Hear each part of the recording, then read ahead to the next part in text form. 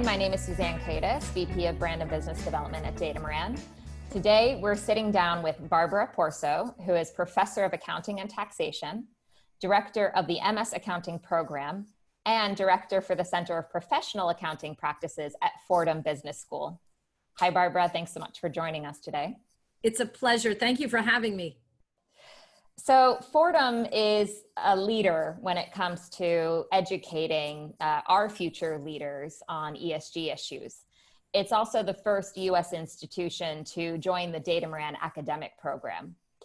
But before we dive in, I'd love to learn a little bit more about the courses that you specifically are teaching and how Datamaran is being used in those. Thank you for this opportunity. Myself personally teach several classes in this area. Some are standalone and others are part of a wider topic. In the fall, I'm teaching a course called Sustainability Reporting and Disclosures. This summer, we had a special project at the university, which was called 21st Century Risk. And that was part of an onboarding for over 80 full-time MBA students. And Datamaran was an integral part of the success of that project launch, which went on for several weeks and just finished up recently. In the fall, I will be working with graduate students in my class, and one of the things that they will be looking to is the review of not only financial statements, but also sustainability reports. And in that process of assessment, they will try to identify areas that are misaligned. Information that's reported in a financial statement in terms of risk, and you do not see it in a sustainability report. And those are the kinds of things that really intrigue students.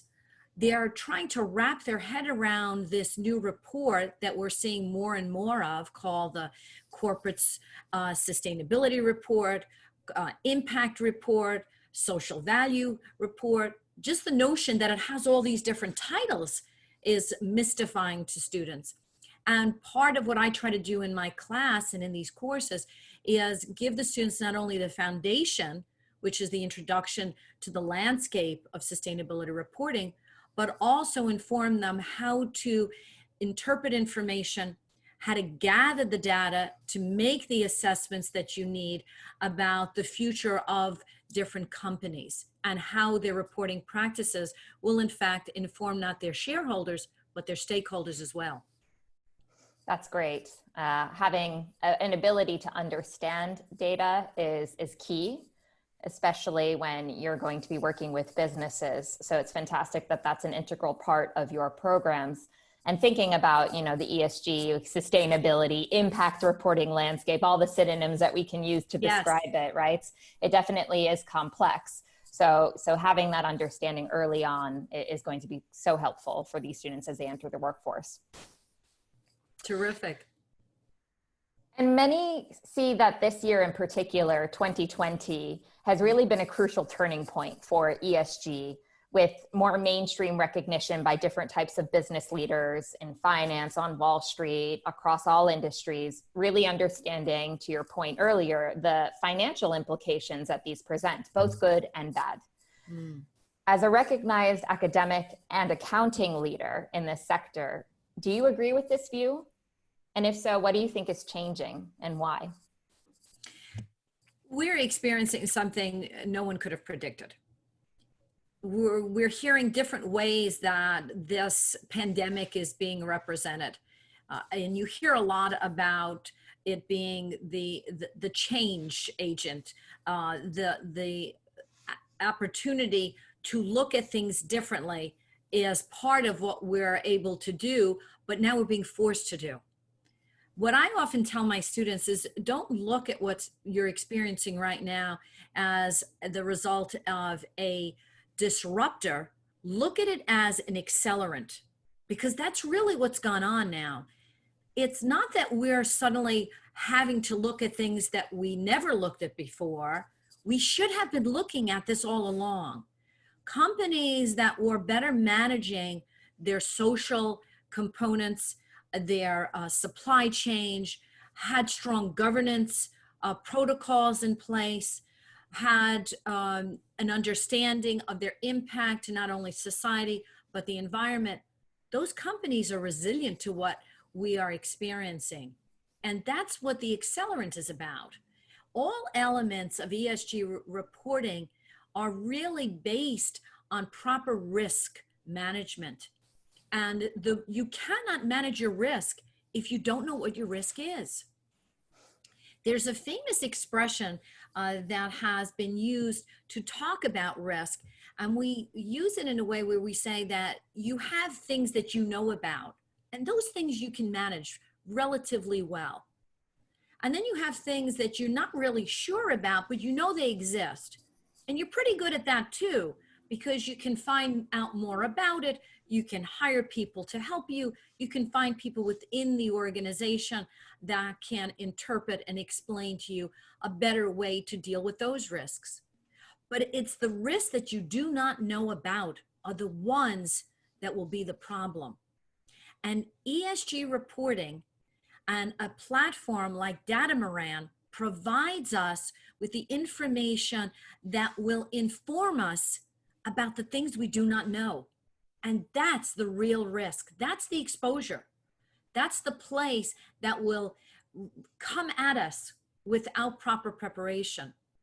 And it is really the types of things that we manage from a long-term perspective that really will be the engine, if you will, to long-term profitability, which I am paraphrasing from Larry Fink, just so that I give proper attribution.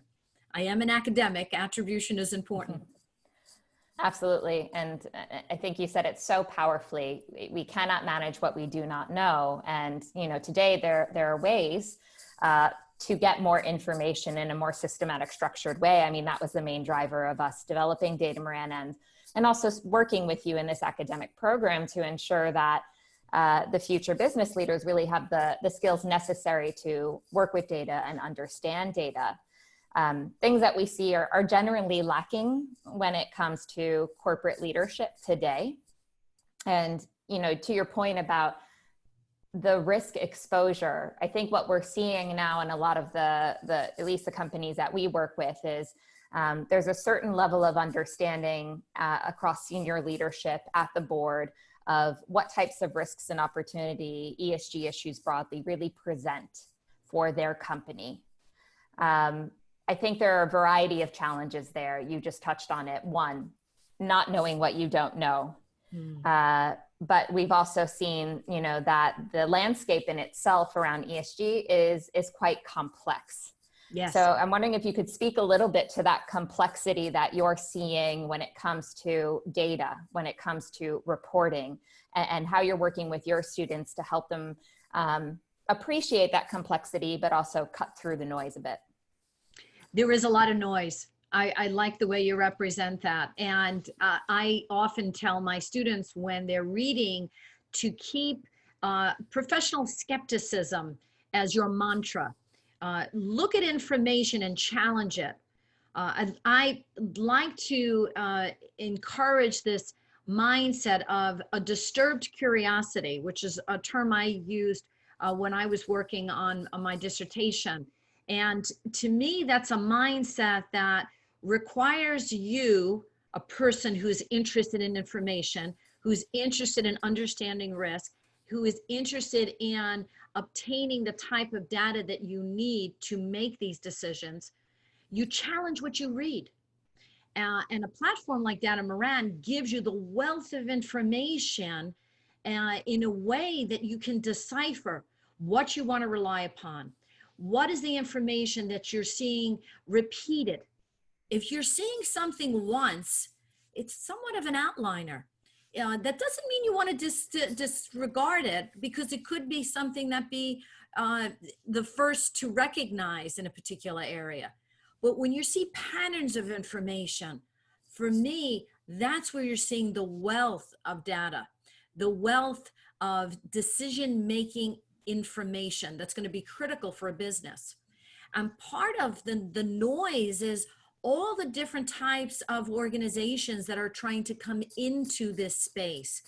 We do not have in the United States a body of regulatory prescription that tells us you have to do it this way, and you have this organization you must comply with. And until we have that, everyone is free to come into this new industry, if you will, and try to be a leader. And the more they compete for space, the more noisy it gets. We're seeing a new practice, which I find almost amusing if it wasn't so dangerous, if you will, because it communicates things in a way that can be misleading. And being misled, to me, is dangerous because people make incorrect decisions. And that is ESG ranking shopping. What is that? You've got all these different rating institutions or ranking institutions giving some type of designation to companies based on their reporting and practices, and they're different. I've recently been working with a colleague, and we were trying to make assessments about certain types of risks. And if we quantified them, included them in a balance sheet, and then we were going to make a determination if, let's say, their bond rating would be different. The goal of it was to try to put information on financial statements and reassess the risks accordingly. And going through this process, the first thing you want to do is get a sample. That seems a relatively simple thing to do, right? We'll just take a sample. And in our early discussions, we said, you know what, let's just take a sample of the top 100 companies that are ranked for sustainability. And we'll just pick 3 different rating agencies because that will give us repetition enough that we'll have a strong sample. The overlap was disturbingly inconsistent.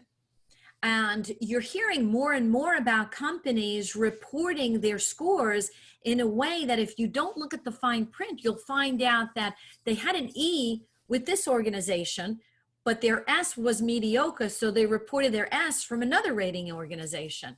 But you wanted their great G, well, you go one more other place. And this is all the part of the landscape that is very confusing, not just to practitioners, but to students. In some ways, I think the students are at an advantage because if you've been in the field as long as I have, there's certain things you almost have to unlearn. I don't have a clean palette. I have to reassess the things I know and see if they're still relevant. For my students, I look at them as that beautiful blank canvas that I can paint on and tell them all about the different organizations that are out there, the bodies of standard setters, guidelines, frameworks. I tell them all about, if you will, the music that plays different songs about ESG reporting. And in that way, I'm able to give them the foundation and the skills they need to join corporations and ultimately help those business leaders to decipher the information they need to manage risk. That's what it's all about. It's all about risk. Absolutely.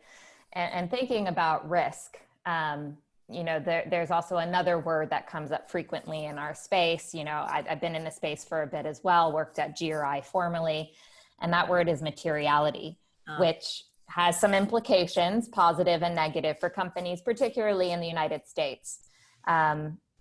You know, I think we've seen materiality being positioned really exclusively as a reporting exercise.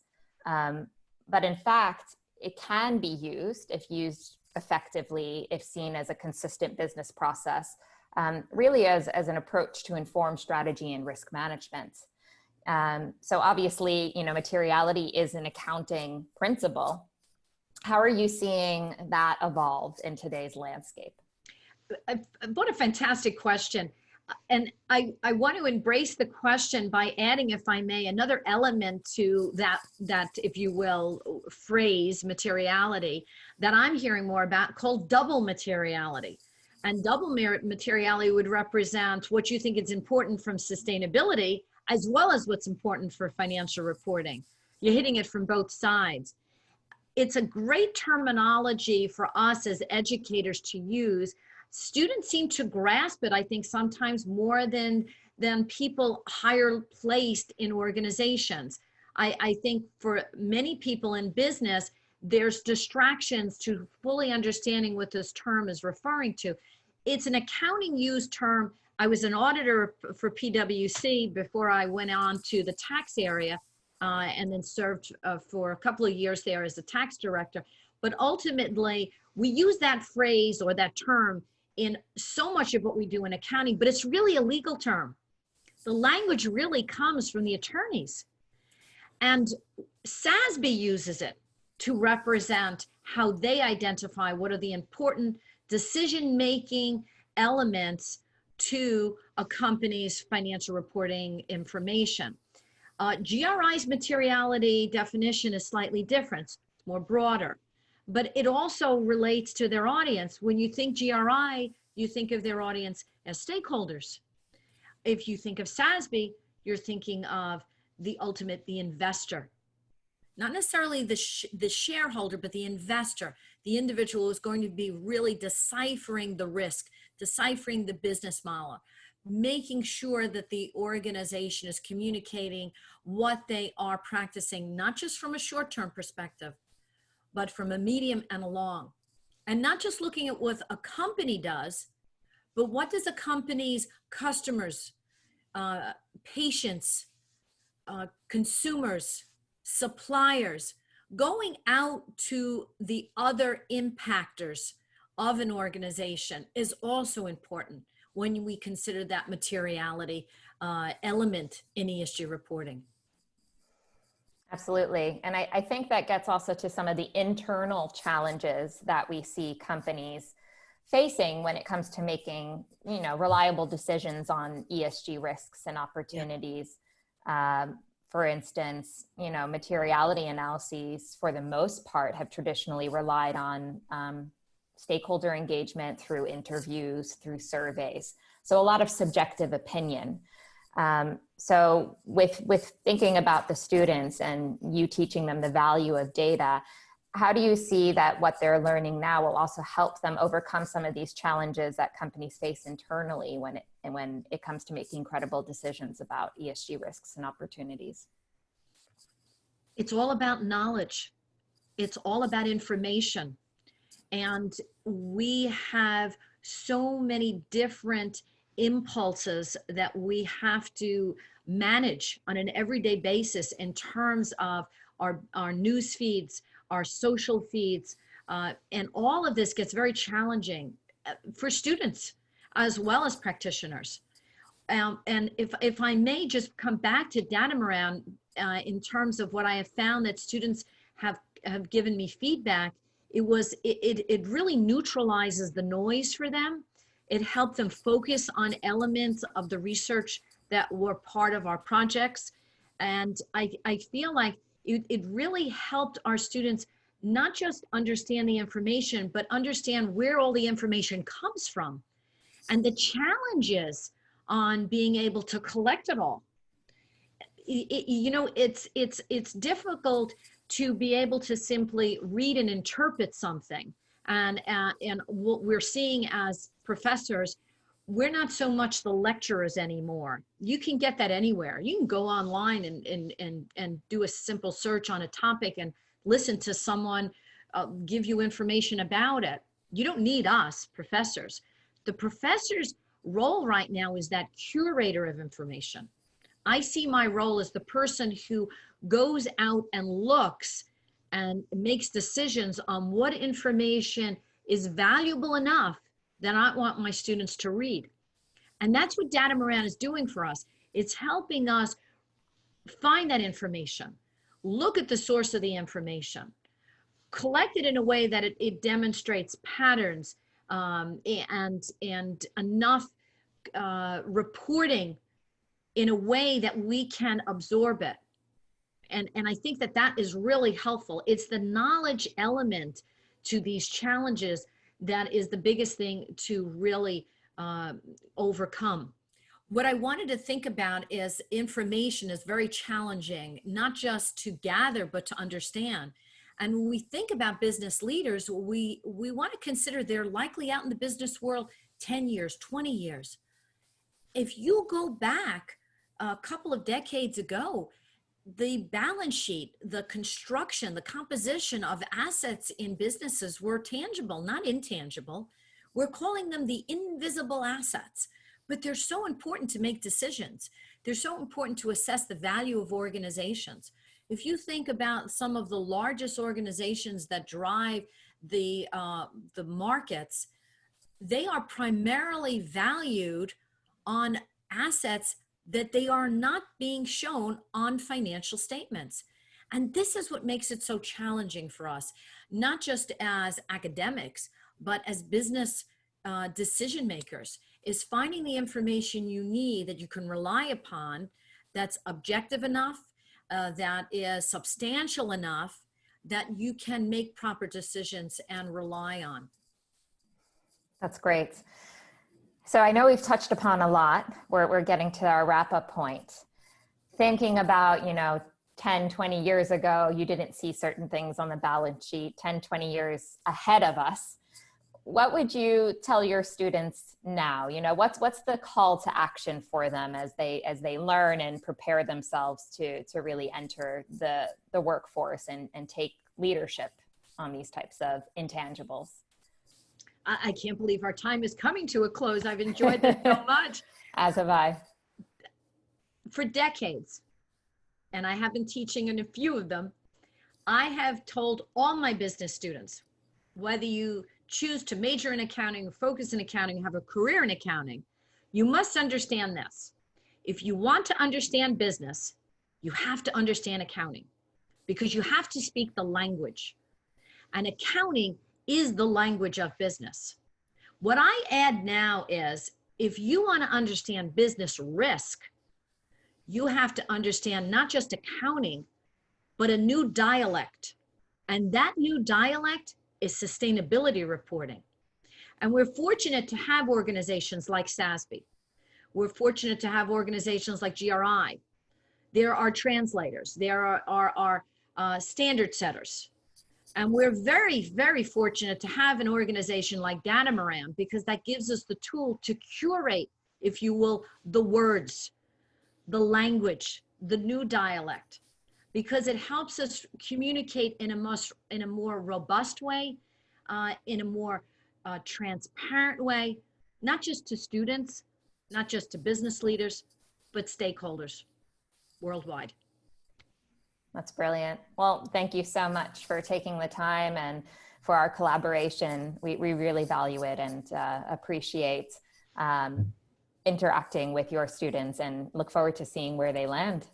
Oh, and I appreciate it. And if I may just say, not only just from me, but on behalf of all my students, every person that we have interacted with at Datamaran is exceptional, is attentive, and you feel their dedication to this space.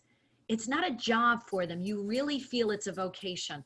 And we are very privileged and honored to be part of your academic family. So I thank you. Thank you. I'm sure the team will love to hear that. I hope really they do. Appreciate it.